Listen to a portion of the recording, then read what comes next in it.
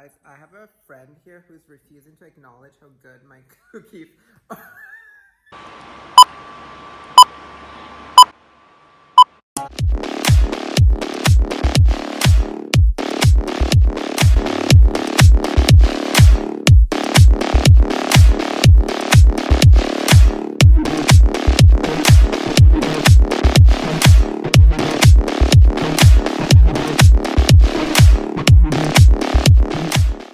Hey guys, so I basically had coffee with Hotwig. You guys know he is a friend of mine. He appeared in a few other vlogs where I went to Musty.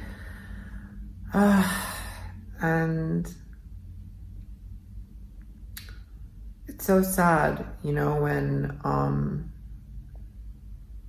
somebody leaves. And I don't know, I feel like with some people, you just think that, I don't know, is it something more? I don't know. I love this person as a friend. Of course, we've had like a little bit of a disconnect, but it's kind of sad that he's leaving.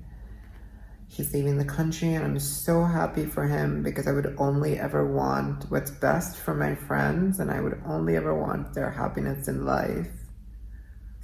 But it's quite sad that, you know, I'm not going to be able to go for coffee with him anymore, or talk to him, or message him, or go out the way we used to, because I think this entire COVID thing has hit everybody so hard.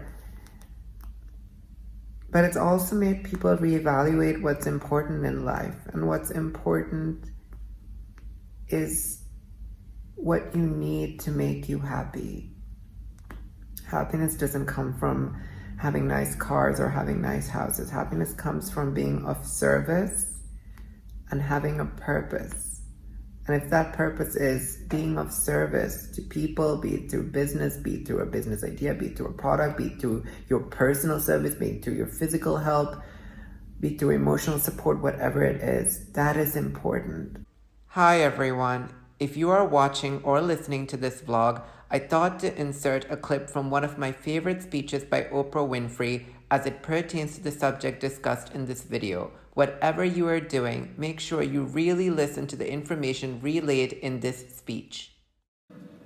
You must find a way to serve. Martin Luther King said that not everybody can be famous, but everybody can be great because greatness is determined by service. Now, we live in a world where everybody wants to be famous and where we admire people for just being famous. We think being known brings us value. The truth is, all of that will fade in time. In 3 years, you won't be able to name the housewives of Atlanta.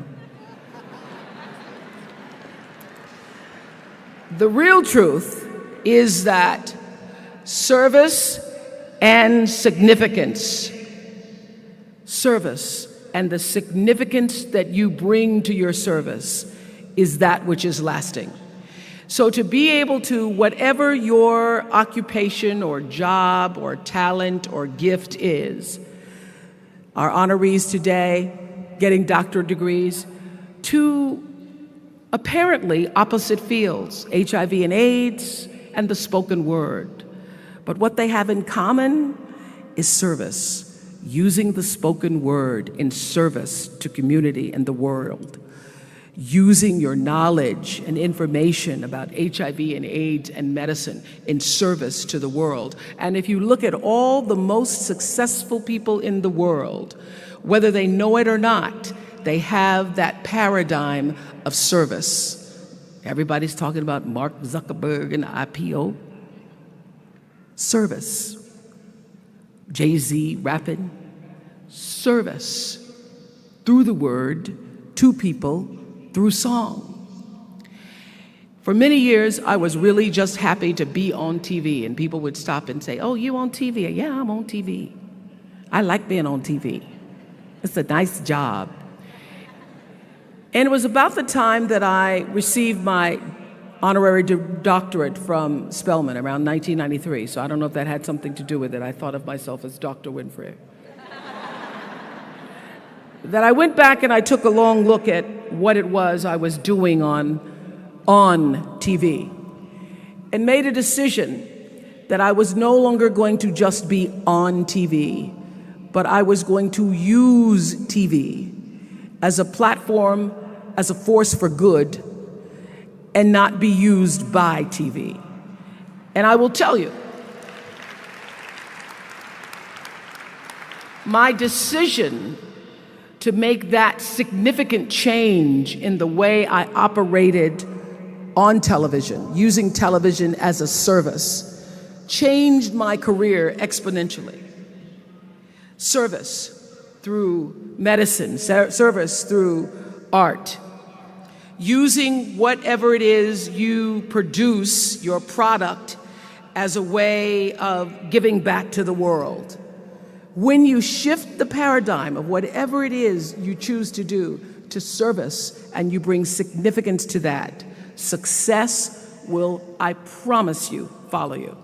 Service and significance equals success.